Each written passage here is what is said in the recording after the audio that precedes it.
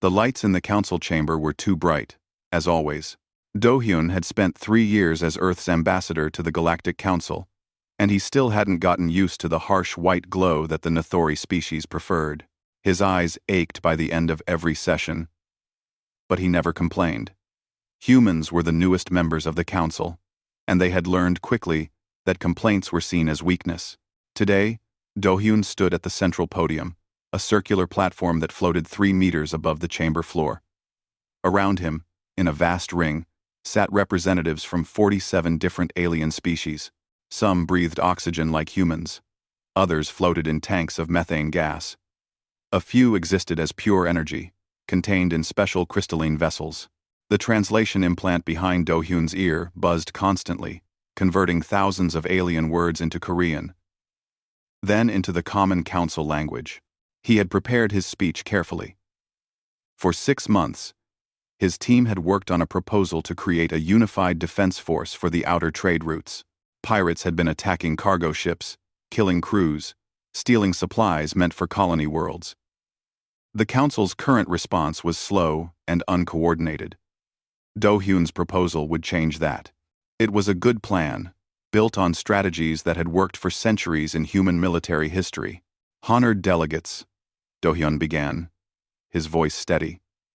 The attacks in the outer sectors have increased by 60% in the last year alone.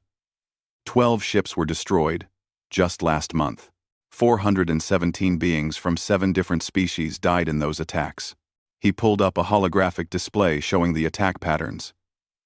Red dots marked where pirates had struck. The pattern was clear to anyone looking. The pirates were getting bolder, moving closer to major trade routes. I propose we create rapid response teams, Do-hyun continued. Small, fast ships stationed at key points along the trade routes. They would work together, sharing information instantly. When pirates attack in one sector, teams from neighboring sectors could respond within minutes instead of hours. Before he could explain further, a sharp clicking sound cut through the chamber. Do-hyun recognized it immediately. It was the Vrelian Prime Speaker, a creature that looked like a massive praying mantis covered in dark blue armor. Ambassador Do-hyun, the Vrelian said, his translator rendering the clicks and whistles into flat, emotionless words. With all due respect to your species, humanity has been part of this council for only 50 cycles. That is barely a moment in council history. Your people are still learning how we do things here. Do-hyun felt his jaw tighten, but he kept his face calm. This wasn't the first time someone had dismissed a human proposal by calling them too young, too new, too primitive. It happened at almost every session. I understand that humanity is new to the council, Do-hyun replied carefully. But the pirate problem affects all of us. These attacks don't care how old our species is.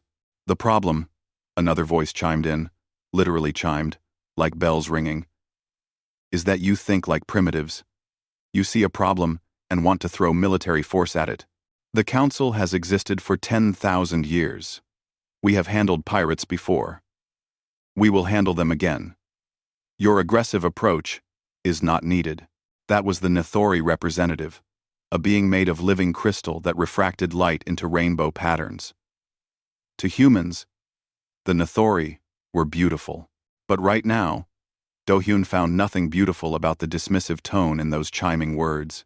Around the chamber, other delegates made sounds of agreement. The Felmore, beings of organized gas who floated in transparent spheres, rippled with what the translators called amused condescension. The insect-like Kresh clicked their mandibles in patterns that meant foolish youth. Even the Torven, who usually stayed silent, made a low rumbling sound that indicated they sided with the Vrelian. Do-hyun looked up at the observation gallery where other humans sat. His eyes found Sora, the captain of Earth's military liaison team. She was a small woman, barely reaching 160 centimeters, but she commanded respect from every human in the fleet. Her face was carefully neutral, but Do-hyun knew her well enough to see the anger in her eyes. She gave him a tiny nod. They had discussed this possibility many times in private. I see, Do-hyun said quietly. He began gathering his data tablets from the podium's surface. Then, humanity formally withdraws this proposal. A wise decision, the Vrelian said. Perhaps in another century or two, when your species has matured, you will understand how the Council operates. Oh, we understand perfectly, Do-hyun replied. Something in his voice made the chamber fall quiet. We understand that no matter what we contribute, we will always be seen as children. We understand that our ideas will always be dismissed because we haven't been here for 10,000 years. We understand that you want our medical research, our engineering improvements, our mathematical models. But you don't want to actually listen to us. The Vrelian's antennae twitched, a sign of confusion. What are you saying, Ambassador? I'm saying that this is my last appearance before the Council. Effective immediately, humanity is formally withdrawing from the Galactic Council. We will honor all existing treaties and agreements for one full cycle to allow for proper transition. After that, all human personnel will return to Earth and our colony worlds. We will close our embassies, recall our scientists, and remove our engineers from Council projects. The chamber erupted. Dozens of species began speaking at once, their translators overlapping into an incomprehensible noise. The Netherese chimes rose to a piercing shriek. The Felmore's sphere clouded with agitation. Even the normally calm Torvin began rumbling loudly. Do-hyun didn't wait for order to be restored. He stepped off the floating podium, his personal gravity field lowering him gently to the chamber floor. Sora was already moving down from the observation gallery, along with the other human observers. They had discussed this moment, planned for it, but actually doing it felt surreal. You cannot simply leave, the Vrelian called after him. There are procedures, protocols. You must submit a formal petition for withdrawal. It must be debated, voted upon. Do-hyun paused at the chamber's main exit and turned back. Actually, if you check Council Charter Section 12, Paragraph 47, any member species can withdraw immediately if they feel they are not being treated with the respect their membership warrants. It's a provision that has never been used because apparently no species in 10,000 years has ever felt as disrespected as we do. Goodbye, Prime Speaker. As the heavy doors closed behind them, Sora fell into step beside Do-hyun. Neither of them spoke until they were in the secure hallway leading to the human section of the Council complex. Then, Sora let out a long breath. That was either the bravest thing I've ever seen, she said, or the stupidest. Maybe both, Do-hyun admitted. His hands were shaking slightly from the adrenaline. Send the message to Earth. Begin withdrawal protocols. I want every human off Council worlds within 6 months. They're going to panic when they realize what they're losing. Perhaps. Or perhaps they'll just find some other species to look down on. Do-hyun's voice was tired. Either way, it's not our problem anymore. Behind them, in the Council chamber, the delegates were still arguing, still trying to understand what had just happened. They had been so certain that humanity needed the Council, that young primitive Earth would never dare to walk away from the prestige and protection of galactic civilization. They were about to learn just how wrong they were. 3 months had passed since Do-hyun walked out of the Council chamber. The news had spread across the galaxy within hours, but most species didn't believe it would actually happen. They thought it was a negotiating tactic, a way for humanity to demand better treatment. They expected Earth to come back within weeks, asking for improved terms. But the humans didn't come back. Instead, they started packing. Yuna closed the last storage container in her laboratory and sealed it with her personal code. The lab was on the Netherese homeworld, a planet where everything seemed to be made of crystal and light. She had worked here for 15 years, ever since finishing her doctorate in quantum physics. This place had been her second home. Her research partner, a Netherese named Shalix, watched from across the room. Shalix's crystalline body pulsed with colors that indicated distress, shifting from blue to purple to a sickly green. You are really leaving, Shalix chimed, the sound like wind through broken glass. I thought perhaps your government would change its mind.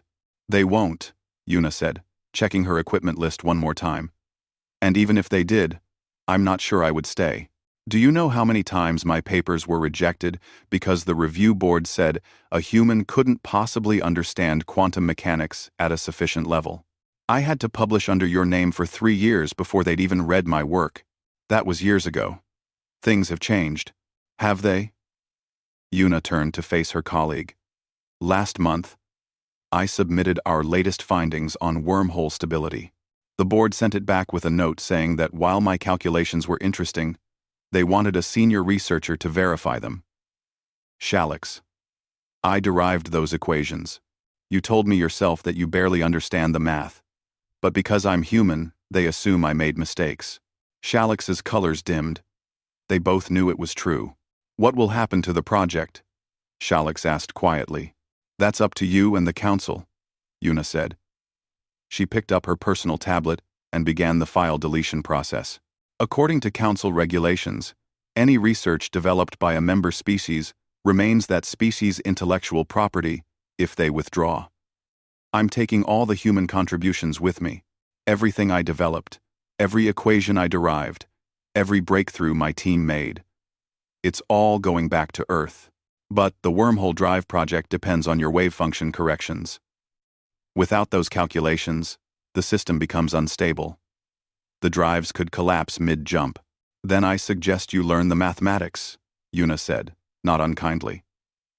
We offered to teach quantum probability theory to council scientists 5 years ago. We wanted to establish an exchange program where human and alien researchers could learn from each other. The proposal was rejected because, and I'm quoting here, it would be premature to grant teaching authority to such a young species. Well, now you have to learn it on your own. She finished wiping her files and picked up her containers. At the door, she paused and looked back at Shalix one more time. I'm sorry it ended this way, she said. You were a good partner, but I can't keep giving my work to people who think I'm too primitive to understand it. The same scene was happening across hundreds of worlds. Humans, who had spent years, sometimes decades, living and working in council space were quietly packing their belongings and going home. Jiho shut down his medical clinic on Felmore 7, a world where the gaseous Felmore species lived in carefully controlled atmospheric domes. He had revolutionized xenobiology by discovering how to adapt treatments across different species biochemistry. His techniques had saved millions of lives. You cannot take the synthesis equipment, the Felmore administrator said, their gaseous form swirling with agitation inside their containment sphere. That equipment was purchased by the Council Medical Authority. The equipment? Yes, Jiho agreed, carefully removing data cards from the machine. But the programming that makes it work? That's mine. Well, humanities, the synthesis protocols, the cross-species compatibility algorithms, the drug interaction databases. All of it was developed by human researchers. We're taking it with us. But without those protocols, the equipment is useless. Then I suppose you'll need to develop your own protocols, Jiho said calmly. We offered to train council medical staff in our techniques. 3 years ago, I personally submitted a proposal for a xenobiological research institute where humans and aliens could work together as equals. The Council Medical Board rejected it, saying that human medical knowledge was adequate for basic care, but not suitable for advanced research. So now, you'll have to develop advanced research on your own. Halfway across the galaxy, Taehyun was having a similar conversation with a Vrelian mining overseer. He had spent 8 years modifying their fusion reactors, improving efficiency by over 300%. The modifications had saved the company billions in operating costs. This is theft, the overseer buzzed angrily, watching as Taehyun's team carefully removed custom components from the reactor cores. You are stealing our equipment. No, Taehyun said patiently. He held up a data pad showing the licensing agreement. These fusion modifications are based on human-patented technology. You licensed it from us. Axis. The license was valid as long as humanity remained in the Council. We're no longer in the Council, so the license has expired. We paid for those modifications. You paid for temporary use of the technology, yes. But you never purchased the actual specifications or the rights to reproduce the technology. We offered to sell you full rights 5 years ago, your legal department said. And again, I'm reading from their official response. It is not appropriate for a council member to pay full ownership prices to a probationary species for technology that will inevitably be superseded by council innovations. Well, here we are 5 years later, and you never did innovate something better. Now the license is expired, and we're taking our technology home. The Vrelian watched helplessly as Taehyun's team restored the reactors to their original, much less efficient configuration. The modifications had been so deeply integrated that removing them felt like performing surgery. But the humans were careful and professional. They left the reactors functional, just not nearly as powerful as they had been. Perhaps the most devastating withdrawal happened at the Council Communications Hub, a massive space station that managed data flow between thousands of worlds. The station's director, a floating jellyfish-like creature called a Vorin, watched in growing horror as Minho and his technical team systematically removed their access to the network. "What are you doing to the system?" the Vorin asked, its translator turning its bioluminescent flashes into words. "Nothing permanent," Minho said, his fingers dancing across a holographic keyboard. "We're just removing our optimization algorithms from the communication protocols. The hardware is all yours. We never touch that. But the software that routes data efficiently across incompatible alien systems? That was all us. But the network will slow down. Yes, probably. Our algorithms reduced transmission times by about 70% and cut error rates by 90%. Without them, you'll revert to the baseline performance levels from before we arrived. That will cripple interstellar communications. It will slow them down," Minho corrected gently. "Not cripple. The system worked before we improved it. It will work again. Just not as well." The Vorin's body flashed with patterns of distress. "Can you not leave the algorithms in place? As a courtesy?" "We tried courtesy," Minho said, finishing his logout sequence. "For 50 years, we contributed improvements to council technology out of courtesy. We shared our innovations freely, asking only to be treated as equals. Instead, we were patted on the head and told to let the adults handle important matters. So now, courtesy is over. You want our technology? You can license it, for fair compensation. Just like we would have done from the beginning if you had treated us as equals instead of children." All across council space, the pattern repeated. Humans didn't sabotage anything. They didn't break agreements or violate contracts. They simply stopped helping. Every innovation they had contributed, every improvement they had made, every small enhancement that had accumulated over 50 years of membership, all of it went home with them. The council species watched them go, still not understanding what they were losing. The humans had been so quiet, so unassuming in their contributions.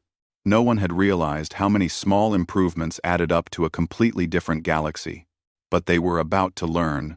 6 months after the humans left, Fleet Commander Prex Vol stood in the tactical center of the Council's primary military station. Before him, holographic displays showed 3 separate pirate attacks happening simultaneously across the outer trade routes. Red alerts flashed across every screen. "Deploy the rapid response teams," he ordered, his forearms gesturing sharply at the tactical displays. Prexval was a Torven, a massive species that resembled upright bears with rocky, stone-like skin. He had commanded the Council fleet for 20 years and had never lost a major engagement. "Sir," his tactical officer replied, tentacles writhing nervously. "The response teams are having difficulty calculating jump coordinates. Estimated arrival time at the first attack site is now 4 hours. 4 hours?" Prexval's voice rumbled like an earthquake. The attacks will be over in 20 minutes. Why is this taking so long? Sir. The rapid jump calculations were handled by Lieutenant Sora's team, the Human Military Liaison Group. When they left, they took their calculation methods with them. We're using the old formula, but it's much slower and less accurate. Then use the new formula, the one the humans developed. The tactical officer's skin flushed with embarrassment. Sir, we don't have it. The humans never filed their methods in the central database. When we asked why, they said it was because their contributions were classified as auxiliary support, rather than primary tactical systems by our own regulations. Auxiliary systems don't require full documentation. Prexval stared at the screens, watching as the pirate ships completed their attacks and jumped away. 3 cargo vessels destroyed, hundreds dead, and his rapid response teams were still 3 hours away from even reaching the site. Get me the old human liaison files, he said quietly. Find out how they did it. We've been trying, sir. Their mathematics is different from ours. They think in probabilities, rather than certainties. Our navigators don't understand the underlying principles. It would take months, maybe years, to train them properly. On the other side of Council space, a different crisis was unfolding. A bacterial infection had broken out on Vrel 3, one of the primary Vrelian colony worlds. It was a simple infection, the kind that should have been easily contained with basic antibiotics. But people were dying. Dr. Kellis, the senior medical officer for the colony, stared at his terminal in growing panic. Every treatment they tried failed. The bacteria were resistant to their standard medications, and every time they adjusted the formula, something went wrong. Where is Dr. Jiho's synthesis protocol? He demanded from his assistant. He took it with him, sir. All the human medical files were removed when they left. What we have are the basic formulas, but not the cross-species compatibility modifications. What does that mean? It means, sir, that our antibiotics were designed for our biology. When Dr. Jiho modified them, he made them work better for us, and also safe for use in multi-species environments. Without his modifications, we're essentially using medicine designed 300 years ago. It's less effective and has more side effects. Can't we just recreate his work? The assistant's mandibles clicked nervously. We've been trying, but Dr. Jiho's approach to biochemistry was fundamentally different from ours. He used something called dynamic molecular modeling that accounts for variables we don't normally consider. Our best researchers don't fully understand it. The death toll climbed. What should have been a minor outbreak became a major epidemic. Thousands died before they managed to synthesize a working treatment. And even then, it was nowhere near as effective as what they'd had when Jiho was there. The pattern repeated everywhere. On Felmore 3, the atmospheric processors began failing. Human engineers had modified them years ago to run 35% more efficiently. When the humans left, they'd restored the old settings. Now the systems couldn't keep up with demand. 50 million Felmore citizens had to be evacuated to other worlds, while engineers struggled to understand the human modifications. In the Netherese research centers, quantum experiments were failing. Without Yuna's wave function corrections, wormhole drives were collapsing randomly. 2 ships were lost when their drives malfunctioned mid-jump. The Netherese scientists studied Yuna's published papers desperately, but the mathematics was beyond them. She had tried to teach them for years, but they had dismissed her offers as presumptuous. The council called an emergency session. The same chamber where Do-hyun had announced humanity's withdrawal now hosted a very different conversation. The Netherese Prime delegates stood at the central podium, their crystalline body pulsing with distressed colors. We must contact Earth, they chimed urgently. We need to offer them proper recognition, full partnership status, equal voting rights on all council matters. Absolutely not, the Vrelian Prime speaker buzzed. He was the same one who had dismissed Do-hyun's proposal 6 months ago. We will not be held hostage by a primitive species throwing a tantrum. We managed for 10,000 years before they arrived. We will manage now. Wherefore, we will manage now. Will we? The Felmore delegates' gaseous form swirled with barely contained anger. My people are dying. Our colony worlds are failing. The humans weren't just members of this council. They were holding together systems we didn't even know were broken. They broke those systems when they left, a Kresh delegate clicked. This is sabotage. They broke nothing, a quiet voice said. Everyone turned to look at Torvin Ambassador Quillis, who rarely spoke in council sessions. I have reviewed the withdrawal documentation. The humans removed only their own contributions. They didn't sabotage our systems. They simply stopped fixing them. That's the same thing, the Vrelian insisted. No, it isn't. Quillis rumbled. Sabotage is destruction. What the humans did was reveal the truth. For 50 years, they quietly improved everything they touched. They fixed problems we didn't know existed. They optimized systems we thought were already perfect. They did this not because we asked, but because that's apparently what humans do. They see something broken, and they fix it. And we never noticed, because we were too busy reminding them how young and primitive they were. The chamber fell silent. The truth of it hung heavy in the air. Our medical systems haven't collapsed, Quillis continued.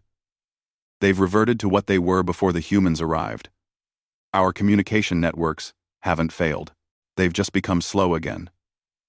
Our military response times haven't disappeared. They've gone back to what they were 50 years ago. The humans didn't break anything. They just stopped carrying us. So, what do you suggest? The Netheri delegate asked. I suggest we admit we were wrong. Completely, utterly wrong. The humans were never primitive. They were different. Their technology developed along different paths than ours. Their mathematics explores concepts we never considered. Their medicine takes approaches we never tried. We mistook different for inferior. And now we're paying the price. But if we admit this, the Vrelian said slowly, if we acknowledge that we need them more than they need us, our position becomes very weak. Our position is already weak, Quillis said. We just didn't know it until they left. Right now, 7 minor species are considering withdrawing from the council. They see what happened to humanity, and they're wondering if they're being treated the same way. If we don't change, not just for the humans but for everyone, the council will collapse. A Vorin delegate spoke up, its bioluminescent patterns flashing rapidly. I have received reports from the communications hub. Without human optimization, our network efficiency has dropped by 70%. Trade is slowing. Diplomatic communications are delayed.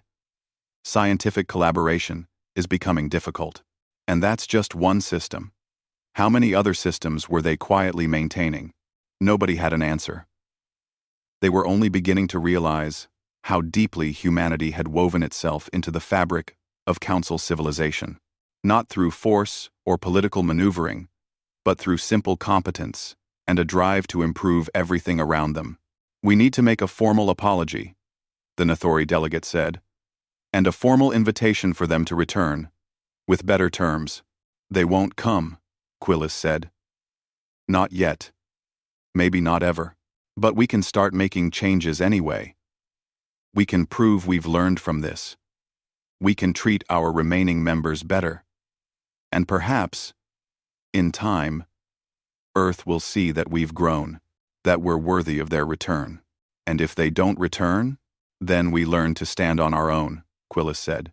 Without using them as a crutch we didn't even know we were leaning on. The vote was called. For the first time in council history, they voted to formally apologize to a member species. They voted to restructure how they evaluated contributions from younger civilizations. They voted to implement many of the reforms humanity had suggested over the years. But as the delegates filed out of the chamber, they all knew the same truth. These changes were coming too late. The humans were gone, and the galaxy they left behind was smaller, slower, and much more fragile than anyone had realized. 1 year after humanity's withdrawal, the Galactic Council was discovering what it truly meant to lose them. The changes weren't dramatic at first. Systems didn't explode, planets didn't fall out of orbit. But slowly, like a building with a cracked foundation, everything started to lean. Trade had collapsed by 40%. The sophisticated routing algorithms that balanced cargo traffic between thousands of worlds had been human-designed. Council programmers had spent months trying to recreate them.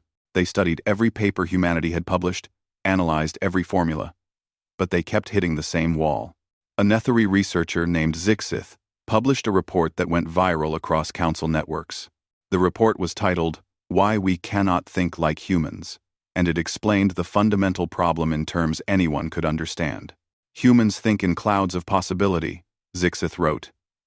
When they calculate a trade route, they don't find the single optimal path.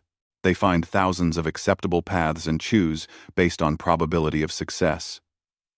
Their minds naturally work with uncertainty in ways ours do not. A human trader sees a route and instinctively knows that while path A is theoretically optimal, path B is more likely to actually work because of factors too complex to easily quantify. They feel patterns we have to calculate. And by the time we finish calculating, the pattern has changed. The report was read by millions. It sparked fierce debates across council space. Some argued that Zixith was giving humans too much credit, that their methods could be learned. Others pointed out that humanity had been trying to teach these methods for 50 years. But the council had dismissed their offers. The military situation had degraded even faster than trade. Commander Yejun had been the human liaison to the council defense force. She was a quiet woman who rarely spoke in meetings, but everyone listened when she did. Over 15 years, she had quietly revolutionized council military doctrine, not through dramatic changes. There were no brilliant new weapons or revolutionary tactics. She had simply improved small things: communication protocols, supply line management, formation coordination. Each improvement was tiny, barely noticeable. Without her, the council fleet was like a body missing its nervous system.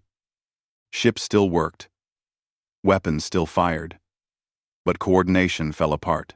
Battle groups that once moved like dancers now stumbled over each other. Supply ships arrived late or went to the wrong locations. Communication delays led to friendly fire incidents. Prex Vol, the fleet commander, found himself fighting battles he shouldn't have been fighting at all. Pirates that should have been easy to catch were escaping. Small raids that should have been stopped quickly were turning into major incidents. He sat in his office, studying old footage of fleet exercises from 3 years ago, when Yejun was still there. He watched the same battle group that now struggled with basic maneuvers performing complex tactical patterns perfectly. The difference was subtle, but devastating. What did she do? He muttered to himself. His aide, a young Torven officer, answered hesitantly. "Sir, I found some of her old training reports.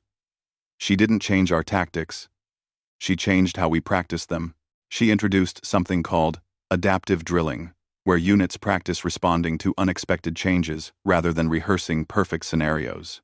So our people got used to things going, right?" "Yes, sir. And when things go wrong now, which they often do without human support systems, we don't adapt well. Captain Yejun trained us for a perfect environment. Then, she created that perfect environment with her systems.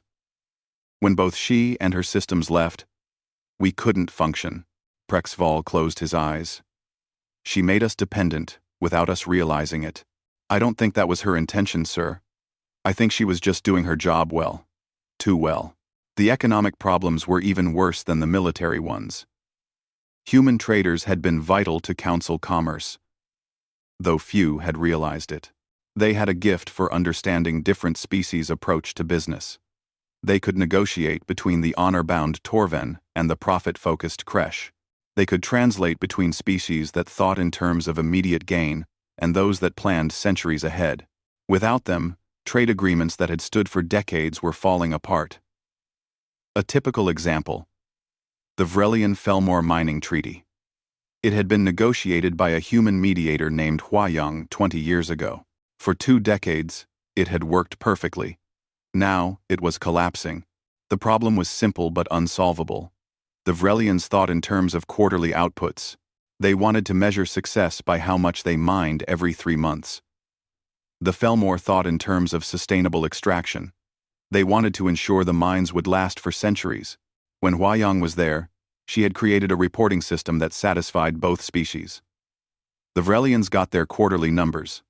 The Felmore got their long-term sustainability metrics. Both sides were happy. But after she left, a dispute arose over mining rates in a new sector. The Vrelians wanted to increase output. The Felmore wanted to slow down. Without Huayang to bridge the gap between their thinking, the argument became hostile. Both sides were right by their own cultural values. Both sides thought the other was being unreasonable. The treaty collapsed. Trade stopped. Both species lost billions in revenue. It was happening everywhere. Humans hadn't just been traders. They had been translators of concepts, bridges between incompatible ways of thinking. They understood that different wasn't wrong, just different. And they had the flexibility to adapt their approach to match whoever they were working with. The Vrelian prime speaker, the one who had led the opposition to humanity, was facing a no-confidence vote. His power was crumbling as the full extent of the crisis became clear. Before the council, he made what would be his final speech as prime speaker. "I was wrong," he said simply. His mandibles moved slowly, a sign of deep shame in Vrelian culture. "I believed that humanity's newness made them inferior. I thought that because they had only been in space for a few hundred years, they could not possibly understand the complexities of galactic civilization." He paused, looking around the chamber at the 47 species who had all, in their own ways, shared his mistake. "But I was thinking like a Vrelian. We measure wisdom by age. The older something is, the more we respect it. We assumed this was universal. But humans don't think that way. They measure wisdom by effectiveness. Does it work? Can it be improved? These are their questions. They didn't care that our methods were 10,000 years old. They cared whether our methods were good. And our methods weren't good, were they? They were old, established, traditional, but not good. The humans improved everything they touched because they asked a question we had forgotten how to ask. They asked, could this be better? And they didn't wait for permission to make improvements. They just did it. The Vrelian prime speaker's voice grew quieter. We called them primitive. We dismissed their contributions. We treated them like children who needed to learn from us. But they were never our students. They were our teachers. And we were too arrogant to learn. The vote passed. He was removed from power. But as he left the chamber, he knew his removal wouldn't fix anything. The damage was done. In the weeks that followed, several minor species announced they were withdrawing from the council. The Zilth, a small aquatic species, left first. Their statement was brief. We have watched how the council treated humanity. We see no reason to believe we will be treated better. We choose independence. Others followed. The council, that had stood for 10,000 years, was fracturing. Not because of war or invasion, but because the foundation of mutual respect had been revealed as hollow. On Earth, President Suman gave a speech that was broadcast across human space and, illegally in some cases, across council space too. She stood in front of the blue and green globe of Earth, her expression calm but firm. We have received 17 diplomatic missions from the council, she said. Each offers us a proper seat at the table. They promise equal voting rights, full partnership status, access to all council resources. These are things we should have had from the beginning. These are things we asked for, repeatedly, and were denied. Some ask why we don't return now that they're offering what we wanted. The answer is simple. They're not offering these things because they believe we deserve them. They're offering them because they need us. There is a difference between being wanted and being needed. One is a relationship. The other is exploitation. We're not returning to the council. Not now. Perhaps not ever. But we are not closing ourselves off from the galaxy. We will trade. We will negotiate. We will help where help is asked for respectfully and compensated fairly. What we won't do is give away our expertise while being treated as inferiors. The message was clear. Humanity had moved on. The question was whether the council could move on too, or whether they would collapse under the weight of their own arrogance. 5 years after humanity withdrew from the Galactic Council, the galaxy looked very different. The changes had been so gradual that many didn't notice them happening. But looking back, the transformation was undeniable. Humanity hadn't retreated into isolation as some had predicted. Instead, they had done something the Council never expected. They formed their own alliance, which they called the Terran Commonwealth. The invitation was simple and open. Any species could join, regardless of age, size, or technological level. There were only 3 requirements: mutual respect, equal partnership, and a commitment to shared growth. The first species to join were the Zilth, the small aquatic people who had left the Council shortly after humanity did. They were followed by the Perex, an insect species that had been denied Council membership for 300 years because they were deemed too aggressive. Then came the Loth, a silicon-based species whose biology was so different from Council norms that they had been classified as incompatible with standard protocols. Each of these species brought something unique. The Zilth had mastery over fluid dynamics that amazed human engineers. The Perex had social organization systems that revolutionized logistics. The Loth understood crystalline computing in ways that made human quantum computers look primitive. Together, they began building something new. Within 3 years, the Terran Commonwealth had surpassed the Galactic Council in economic output. Not through conquest or aggressive expansion, but through cooperation. When species were treated as equals, when their unique perspectives were valued rather than dismissed, innovation flourished. Do Hun, the ambassador who had walked out of the council chamber 5 years ago, sat in a small cafe on Mars.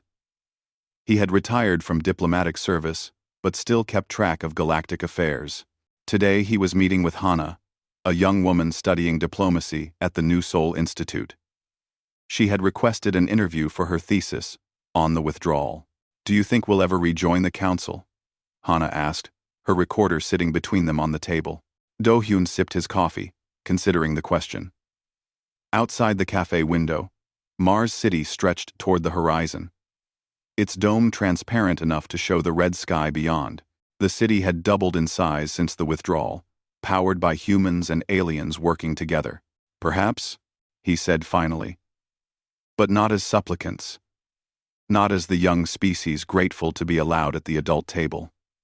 If we return, it will be as equals. Or we won't return at all." "But wasn't that always what you wanted? What we asked for? Give. Give. Give. Give. Yes. But there's a difference between asking for something and proving you don't need it. When we were asking, we were in a weak position. We wanted council membership. We valued it. That gave them power over us. Now, we've proven we can thrive without them. We've built our own alliance. We've exceeded their economic output. If they want us back, they need to offer us something we actually need. Not just recognition we've already earned. Some say we're being petty," Hana said carefully. "That we're punishing billions of innocent beings for the actions of a few leaders." Do Hyun smiled slightly. "I've heard that. But those leaders were chosen by their societies. Elected, appointed, or empowered, in whatever way their culture selects leadership. And when those leaders dismissed us, their people applauded. When we were called primitive, I don't recall many council citizens speaking up in our defense. Also, so it is punishment? No," Do Hyun said firmly. "It's a lesson. For them and for us. We learned that we don't need validation from others to have worth. They're learning that respect can't be demanded, only earned." and both lessons needed to be learned. On the view screen in the cafe, a news report showed Ambassador Min-jae, humanity's representative for Council Relations. She was answering questions at a press conference. Her face was professional. Her tone respectful, but firm. "Is the Commonwealth interested in rejoining the Council?" a reporter asked. "No," Min-jae said simply. "We're interested in cooperating with the Council. As equal partners, we're happy to negotiate trade agreements, share research, coordinate on security threats. But rejoining? That would require the Council to offer us something better than what we have now. And frankly, we're quite happy with our current arrangement. What would it take for humanity to consider rejoining?" "Genuine change," Min-jae said. "Not just policy changes or political reforms. Cultural change. The Council needs to fundamentally reconsider how it views younger species, different approaches, alternative perspectives. Until that happens, there's no point in rejoining. We just face the same dismissals, the same condescension. Why would we volunteer for that?" "But don't you feel any responsibility for the Council's current problems?" Min-jae's expression hardened slightly. "We feel responsibility for what we did, not for what we stopped doing. We helped the Council for 50 years. We improved their systems, shared our innovations, contributed our expertise, all while being treated as children. When we left, we didn't break anything. We simply stopped fixing things. If the Council built a civilization that depended on one member species constantly propping it up, that's their failure, not ours." Back at the cafe, Hana was reviewing her notes. "Was it worth it?" she asked Do-hyun. "All the disruption? The suffering that happened during the withdrawal period?" Do-hyun was quiet for a long moment, watching the Mars traffic flow past the cafe. Humans and aliens walked together, some in environment suits, others adapted to Mars's atmosphere through genetic modification or cybernetic enhancement. "That suffering already existed," he said finally. "We just hid it with our competence. The Council had built a civilization on assumptions. They assumed they were the pinnacle of development. They assumed age equals wisdom. They assumed their ways were the best ways. These assumptions made them stagnant. They stopped questioning, stopped improving, stopped growing. And now? Now they're learning, slowly, painfully, but learning. The new Council leadership has implemented reforms we suggested decades ago. They're listening to minor species. They're investing in cross-cultural understanding. They're questioning old assumptions." He smiled slightly. "We didn't destroy them by leaving. We forced them to grow." Hana pointed at the view screen, where the news was showing footage of a joint Commonwealth Council humanitarian mission to a plague-stricken world. Human doctors worked alongside alien colleagues, this time with everyone's expertise acknowledged and valued. "The irony," she said, "is that we're accomplishing more of our original goals now than we did as Council members." "That's not ironic," Do-hyun said. "That's the point. You can't help people who don't respect you. You can't fix problems when others won't acknowledge they exist. Sometimes the kindest thing you can do is step back and let consequences teach lessons that words cannot." Across the galaxy, in the Council chambers, the Netheri Prime delegate was having a similar conversation with her staff. She stood at the window of her office, looking out at the Council complex. The building looked the same as it always had, but everything felt different. "The humans have refused another invitation," her aide reported. Ambassador Min-jae was polite but firm. "She says the Commonwealth is not interested in rejoining." "I didn't expect otherwise," the delegate said, her crystalline body pulsing with thoughtful colors. "We hurt them too deeply. Words alone won't fix that. So what do? We keep changing. We keep improving. We prove through actions, not promises, that we've learned, and perhaps, in another generation or two, we'll be worthy of their return. And if they never return, then we've still improved. That's the real lesson here. We shouldn't change to get the humans back. We should change because it's right, because the way we were was wrong." She turned from the window to face her aide. "Do you know what haunts me most? We had them. For 50 years, we had the most innovative, adaptable, creative species in the galaxy working with us, and we wasted it. We spent 50 years trying to teach them our ways, when we should have been learning from theirs. You can't blame yourself, Prime Delegate. The whole council shared that blindness. I know, but that doesn't make it easier. She touched the council charter on her desk, a crystalline tablet that held 10,000 years of history. This document talks about wisdom, about the shared knowledge of ancient civilizations. But wisdom isn't just about age.